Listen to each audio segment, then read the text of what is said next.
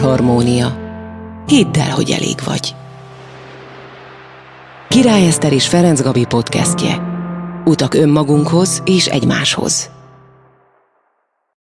Sziasztok! A Párharmónia februári adását látjátok Király Eszterrel. És Ferenc Gabival.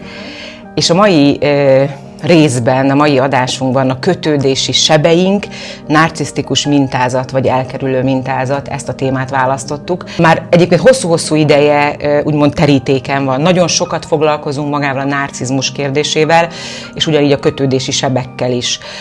De vajon amikor azt mondjuk valakire, hogy narcisztikus, akkor tudjuk-e, hogy mi az, hogy narcizmus? Tisztában vannak-e vele úgy alapvetően az emberek? Nagyon sokat hallom én is, és valószínűleg te is, hogy amikor megszakad egy kapcsolat, akkor nagyon könnyen rásütik a másikra, hogy hát ő egy narcisztikus volt, és akkor rálegyintek, és ezzel tulajdonképpen fájdalmasan, meg sajnálatosan le is tudom a saját felelősségemet.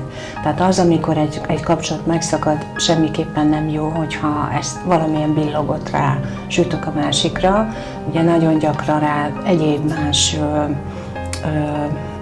személyiség torzulásokat is rásüthetek a másikra, mondjuk egy szakítás után, de semmiképpen nem szerencsés. Tehát biztos vagyok benne, hogy nincsen, tehát nincs, hogyha nem történik meg egy önreflexió, mondjuk egy szakítás után, amikor nem látom át a saját részemet, amikor nem kezdek el például a saját kötődési sebeimmel foglalkozni, vagy azzal a dinamikával, azzal az esetleges nem kompatibilis működéssel, amit mi ketten összehoztunk a kapcsolatunk során, akkor maradhatok önreflexió nélkül, és rásüthetem a másikra, hogy hát biztos azért szakadt meg a kapcsolatunk, mert ő egy narcisztikus volt. Tehát kérdésedre válaszolva azért ez egy sajnálatos tény, hogy nagyon sokan nem viszik tovább szakítás, kapcsolat megszakítás, vagy válás után azt az önreflektív folyamatot, amivel valóban a saját sebeit megdolgozzák, saját sebeiket megdolgozzák, és akkor azokat elkezdik integrálni. Ugye ez egy nagyon fontos kifejezés, az érzelmi integráció, hiszen ezután történik meg az, hogy én a saját sebeimet megélem, átdolgozom, azokat élettörténetembe integrálom, és így a valódi gyógyulás így történik meg. Valójában mondhatjuk egyébként azt, hogy akár az elkerülő magatartás, vagy elkerülő mintázat, akár a narcizmus, az egy túlélési stratégia?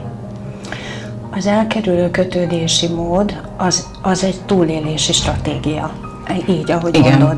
Tehát az egy önvédelem, hiszen az elkerülő úgy próbál túlélni, hogy távolságot tart.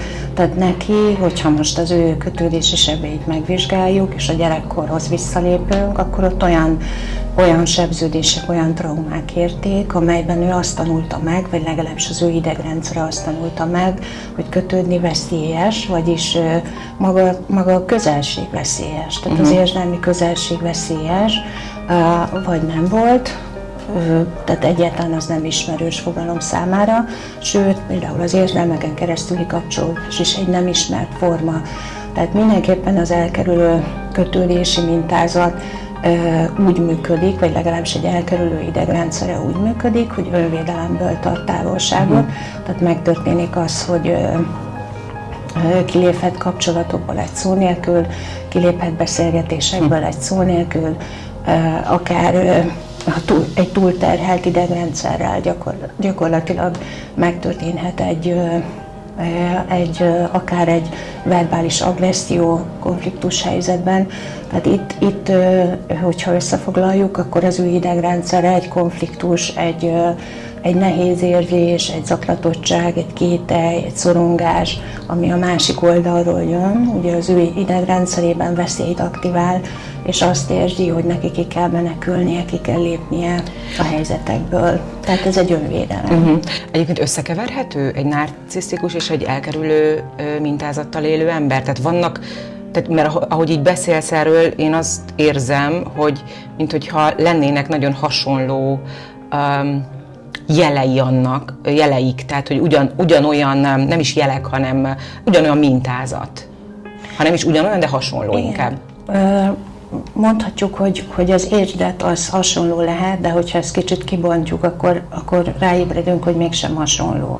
Hiszen ahogy fogalmaztam, az elkerülő kötődésű félnek a célja az az, hogy megvédje saját magát, tehát megvédje a saját idegrendszerét, túlterhelt idegrendszerét, amiben lehet, hogy egyébként mondjuk gyerekkorban, ha visszalépünk, lehet, hogy ez az idegrendszer azért terhelődött túl, mert ott túl sok konfliktus volt például, vagy azért terhelődik, vagy egész egyszerűen azért terhelődik túl, mert nem volt semmi.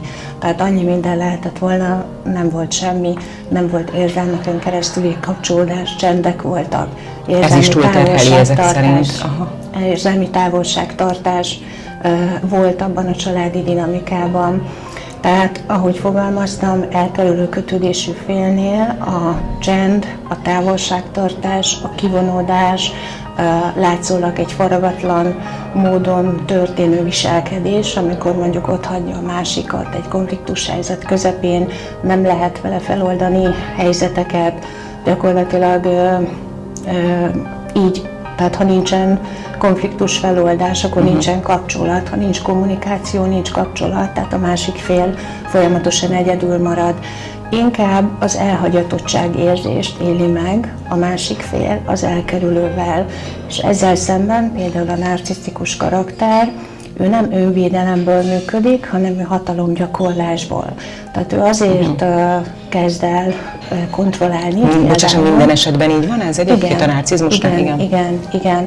Hatalomgyakorlásból még akkor is erről beszélünk, hogyha mondjuk egy sérülékeny narcisztikusról, egy vulnerábilis narcisztikusról beszélünk, mert ott is tulajdonképpen önmagát szeretné a középpontba helyezni. Ez fáj, az fáj, egyedül vagyok, magányos vagyok, rakj engem össze, most váltam el, jaj, de fáj, és még folytatjuk. Ugye, amikor van egy önmaga folyamatos középpontba helyezése, tehát nem egy grandiozitás jelenik meg, hanem inkább egy összeesettség, egy eszköztelenség, egy támaszkodó magatartás a másikra, de ugye ennek a célja a másik erőforrásainak az elszívása, az másik erejének az elszívása, a másik erejére való rákapaszkodás.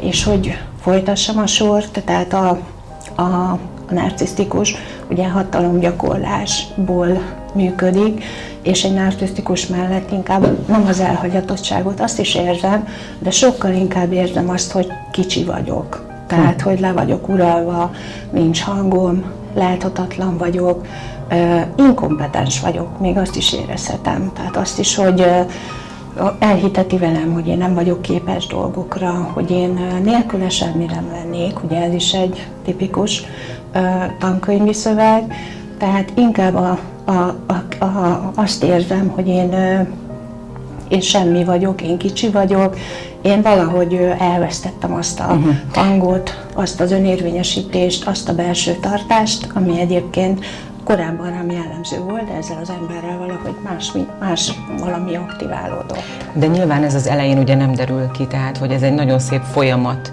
amíg eljutnak ide, hát szép folyamatnak nem, a szép az nem egy jó jelző nyilván, de hogy ideig el kell jutni, tehát ez nem első perctől van így. Hát ez így van, mert hát mondjuk, hogyha most tipikusan egy narcisztikus viselkedést vizsgálunk, azért itt már nagyon sok, azt gondolom, hogy a többség felkészült abból, hogy hogyan működik egy narcisztikus a kezdetén. Azért itt van egy behálózás, van egy igen. behálózás, a szakszóval a love bombingnak a szakasza, amikor ő beszippantja a másikat, amikor olyan űröket tölt be az ő életében, amiben éppen hiányai vannak, ami éppen akár a szeretet, akár a törődés, akár a minőségi idő, akár a figyelem, csak ugye ez mind addig tart, amíg érzelmileg be nem vonódik a másik. Egy elkerülőnél egyébként nagyon hamar kiderül, hogy ő nem képes elviselni, eltűrni a konfliktus helyzeteket, csak ugye itt is furcsa, mert egy kapcsolat elején egy elkerülővel ugyanúgy működik a rózsaszínköd, ugyanúgy működik tudatos konfliktus kerülési szakasz, ugye, ami az első szakasz, a szimbiotikus szakasz, az összeolvadásnak a szakasza, tehát itt nem fog feltűnni, hogy ezzel az emberrel én nem tudok dűlőre jutni, és majd problémám lesz. Egy olyan embernek sem tűnhet fel, gondolom, aki már akár ebben nagyon olvasott és tanult, hiszen olyan szinten tudják elkápráztatni a másik személyt, hogy ez hihetetlen. Ez így van, csak ott már feltűnhet, hogy például mondjuk nem mindig nekem kell a találkozásokra rákérdezni, hogy mondjuk amikor még a kapcsolat elején vagyunk, és egyszer csak azt kezdem érezni, hogy ennek az embernek nem fontos, hogy mi mikor találkozunk legközelebb, tehát valahogy úgy elköszön, és akkor azt veszem észre, hogy ha nem kezdek el irányítani, hogy mondjuk mikor lesz a következő találkozónk, akkor ő majd szól. Ugye? És azért az előző podcastben pont arról beszélgettünk, hogy szorongó elkerülő dinamika, hogy milyen fájdalmas trauma táncot jár, ugye ez a két kötődési stílus, és itt például egy szorongó kötődés itt szerveződhet a másikban, vagy beaktiválódhat, hogyha egyébként valahogy azoknak a lenyomatai, a korábbi traumákból kifolyólag rajta van a lelkemen, a lelki működésen, ez itt aktiválódhat, és például elkezdem azt érezni, hogy én a saját szorongáscsillapítási szükségletem miatt elkezdem kontrollálni az elkerülőt. Tehát én kezdek el rákérdezni, mikor találkozzunk, én leszek az, aki megszervezi a következő találkozót, tehát valahogy elindul az elkerülőben is valószínűleg egy elkerülő magatartás, hogy túl soknak kezdi érezni a másikat.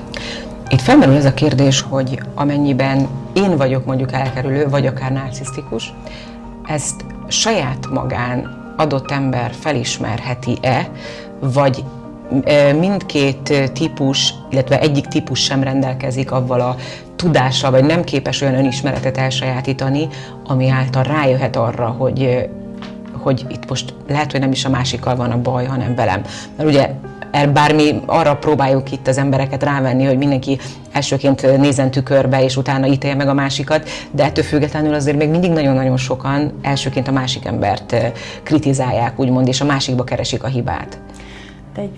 Például egy elkerülő nagyon sokáig titulálhatja a másikat narcisztikusnak. Tehát ez is egy nagyon érdekes, hogy ezt is sokszor halljuk, hogy amikor van egy túl szorongó, túl kapaszkodó, egy olyan fél a másik oldalon, aki azért kontrollál, hogy ő maga biztonságban legyen. Ugye? Tehát azért fogalmaztam így, hogy neki ez a szorongáscsillapítási kísérlete. Mindezt ezért csinálja, hogy ő kevesebbet szorongjon. Nem azért, hogy ő leuralja a másikat, mert ugye ez már a narcizmus lenne, ez a másik oldal. Tehát az elkerülő, hogyha nem néz körül a saját házatáján, ugye akkor kicsúszhat a szájából az, hogy ma hát ez a nő, vagy ez a férfi, ez biztos, hogy narcisztikus, mert nem hagy békén, állandóan üzenget, állandóan kontrollál, folyamatosan irányítani akar, ellenőriz engem a hely meghatározón, a lokátoron, és nem hagy élni. Ugye ezt sokszor halljuk. Tehát ugye ez pont ez lenne a lényeg, hogy ő maga is önreflexiót gyakoroljon, és ránézzen saját magára, hogy vajon tényleg mi a baja a másiknak vele. De hát ez már azért egy ilyen fájdalmas körforgásnak a kezdete, amiről most én beszélek. Ugye gondolom, ennek is azért van, hát a narcizmusnak azt tudjuk, hogy van mindenféle, tehát van a grandiózus, meg van ugye azért, van az nem elkerülő, hanem a rejtett narcisztikus, igen. De hogy az elkerülőnek is vannak ilyen különböző fokozatai, tehát arra lennék igazából kíváncsi, hogy mikortól gondolhatunk arra, hogy esetleg ez mondjuk akár egy személyiségzavar, és nem egy tanult mintázat mondjuk az utóbbi, nem tudom, néhány évben, mondjuk egy előző kapcsolatból hozott. Hát azt is fontos tisztázni, hogy a narcizmus az nem személyiségzavar. Tehát kell, hogy neked nem csak az, ugye, mert lehet az, amikor patológiás állapotról beszélünk, amikor már grandiozitásról beszélünk, ugye akkor már beszélünk egy patológiás állapotról, vagyis személyiségzavarról, de kell, hogy legyen bennem is narcizmus, hogy ki tudjunk ide ülni például, igen. Vagy meg tudj állni egy színpadon, hogy meg tud nyilatkozni, hogy tulajdonképpen legyen egy ilyen egészséges fellépésed, amiben megmutatod magad, és mondjuk el tudod azt viselni, hogy lehet, hogy téged nem szeret mindenki. Ugye ez egy felelősség. És ehhez kell egy egészséges narcizmus, hogy én ezt meg tudjam tenni. Tehát az elkerülőre visszatérve pedig ott nincsenek fokozatok, inkább ott típusok vannak, válfajok vannak. És beszélünk például feladatorientált elkerülőről, aki nagyon tud dolgozni, tehát az, aki nagyon tud teljesíteni, többnyire a teljesítésen keresztül érzi a saját értékét, a saját önértékét. Ez a munkamániás, mondhatjuk kicsit Mondhatjuk, igen. Tehát, hogy ez de nem csak munkamánia, tehát nem csak a munkában, hanem mások felé teljesítésben. Tehát ő egy elkerülő típus, vagyis egy zárt érzelemkifejezésű ember, de teljesítésen keresztül tud kapcsolódni a másikhoz. Például mindent megcsinál. Ő az, aki főz, mondjuk férfi létére, ő az, aki ott megy piacra, bevásárol, főz, megfőzi a vasárnapi ebédet, elrendezi a gyerekeket, kertet, mindent. Tehát, hogy tulajdonképpen egy ilyen mindent kézben tartó típusról beszélünk, és ő is azért zavaró tud lenni, hiszen mondhatjuk, hogy kiveszi a másik kezéből a dolgokat, tehát mondjuk leszoktatja a másikat az erőfeszítésekről, és érezheti magát gyerekszerepben a partnere, érezheti magát inkompetens szerepben a másik, tehát ez egy ilyen típus. Beszélünk a függő elkerülőről, ami nagyon rossz, tehát ez azt gondolom, hogy a legrosszabb típus, amikor függőségekkel küzd az elkerülő. Jó, hogy függőségek effektíve, tehát alkohol, kábítószer, bármi. Igen, és ez azért nehéz, mert hogy nem csak egy elkerülő mintázat van jelen a működésében, hanem van egy függő egója, és az egy olyan egó, ami úgy nyilvánul meg, mintha nem hozzá beszélne, tehát mintha lenne egy másik párhuzamos személyisége, egy olyan, akiről lepereg minden, az, aki arrogáns, az, aki tagad, aki hárít, aki például úgy fogalmaz, hogy mindenki iszik, például úgy fogalmaz, hogy vele semmi baj nincsen, mondjuk naponta egy füves cigi a semmi, tehát nagyon nehéz ugye egy ilyen elkerülő karakterrel dűlőre jutni. Ezeknek mindegyik ilyen elkerülő típusnál más-más a gyermekkorból hozott probléma vagy abúzus? Nem, de például egy függő elkerülőnél jelen van egy szégyen alapú önértékelés. Tehát mondjuk ott van egy nagyon erős csökkent értékűség, egy erős szégyen alapú önértékelés, ahol senki nem emelte őt meg, senkivel nem tudta azt megtapasztalni, hogy ő értékes, úgy rá voltak hagyva a dolgok, jó legyél, aztán kész, ugye, tehát hogy van egy ilyen elhagyatottság élménye, de közben a sikertelenségekből fakadóan, vagy azokból az élményekből fakadóan, hogy ő meg sem próbálja egyáltalán, ugye abból fakadóan van egy állandó kudarc, kerülő magatartással bele se kezd dolgokba ezáltal, vagy nagyon nehezen kezd bele, vagy lép meg dolgokat, de közben ott van egy szégyen alapú önérték is, amiben folyton szorong, ugye önmaga önértéke folyamatosan megkérdőjeleződik, és ezt egész egyszerűen az elkerülőnek, ezt most nem tudom máshogy megfogalmazni, nem tudja elviselni önmagát, így röviden.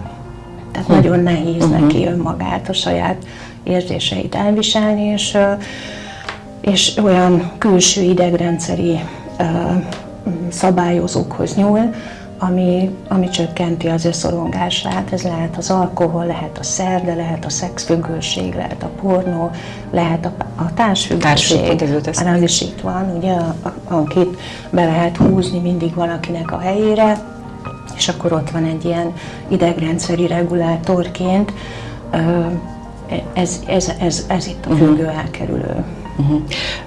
Társként vagy van még, bocsánat, mert hogyha vannak még típusok, van még egy olyan, hogy az érzelemmentes, most csak példákat mondok. Érzelemmentes. Az érzelemmentes, az, aki nem tudom, mit érzek, és nem is akarom érezni, és akinek teljesen így, tehát ez az érzelmi analfabetizmusnak kategóriájába tartozik, amikor valahogy nagyon nehéz neki a saját érzelmeire leásni, de nem is akar, mert az túl fájdalmas.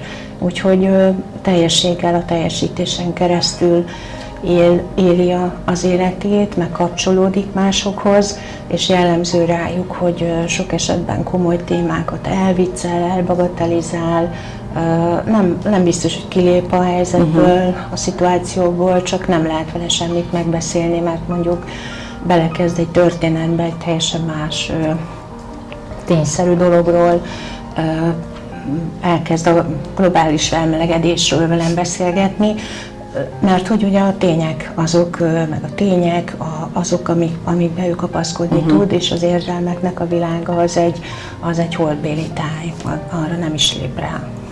Társként egyébként tudjuk ezeket az embereket segíteni?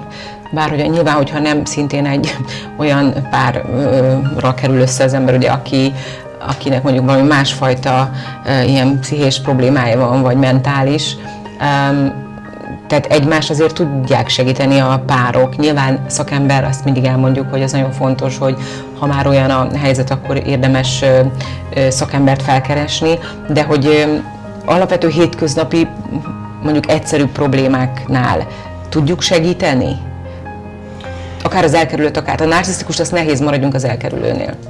Hát egy elkerülőnél ugye azért fogalmaztam így, hogy nem mindegy, hogy mondjuk milyen személyiségtípus, vagy milyen kötődő személy van mellette. Mert például egy biztonságosan kötődő személy is el tud bizonytalanodni egy elkerülő mellett, és akkor itt most kimondjuk a nagyon fontos, állandóan hangoztatott kifejezést, ugye, amit mi sokszor megfogalmazunk, a határokat. Tehát, hogyha van egy biztonságos szerveződésű kötődő, aki rendben van, tehát aki benne tud maradni konfliktus helyzetben, abban a kapcsolatban, vagy a vele való kapcsolatban ugyanúgy lehet szorongás, ugyanúgy lehetnek problémák, ugyanúgy lehetnek félelmek, nehéz érzések, de lehet róla beszélni. Ugye ez egy biztonságosan kötődő kapcsolatot jelent. Egy biztonságosan kötődő személy is el tud bizonytalanodni egy elkerülővel, ha nem jelöl ki határokat. Tehát például, ha a szemet huny olyan viselkedés felett, vagy normalizál olyan viselkedést, ami nem fér bele, ami az ő biztonságát veszélyezteti. Tehát sokáig megtörténik, hogy ő is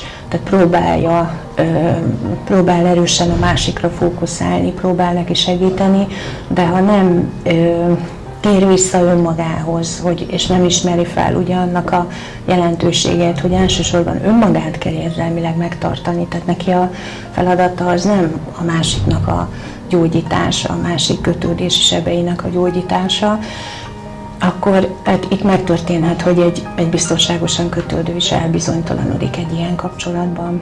Tehát elsőként akkor mondhatjuk azt, hogy külön-külön érdemes foglalkozni saját magával mindenkinek, illetve akár szakemberrel, és ezt követően, amikor már magunkat nagyjából rendbe tettük, vagy akár teljesen, akkor tanácsos, vagy nem is tudom, akkor érdemes egymásnak segíteni. Tehát először külön-külön, és aztán az együtt. Hát közben is segíthetek, csak tudjam a határaimat. Igen. Tehát tudjam azt, hogy amikor például most egy szorongó kötődési felet vizsgálok,